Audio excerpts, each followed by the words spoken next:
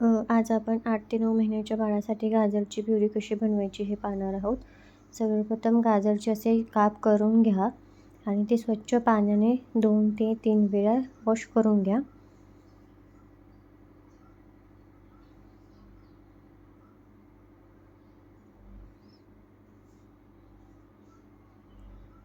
हे गाजराचे काप व्यवस्थित वॉश करून झाल्यानंतर आपल्याला ते एका भांड्यामध्ये काढून घ्यायचे आहेत आणि त्याच्यामध्ये 1-2 कप पाणी ओतायचं आहे आणि ते मंद आचेवर ते 15 ते 20 मिनिट कुक करून घ्यायचं आहे आपल्याला.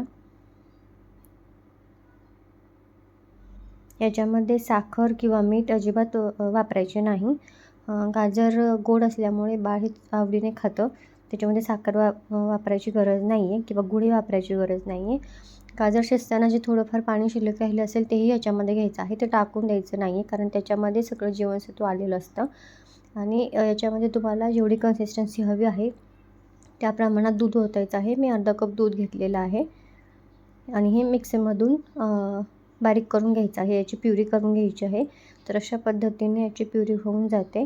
याच्यापेक्षा तुम्हाला पातळ कन्सिस्टन्सी हवी असेल तर तुम्ही 1 ग्लास दूधही याच्यामध्ये ॲड करू शकता.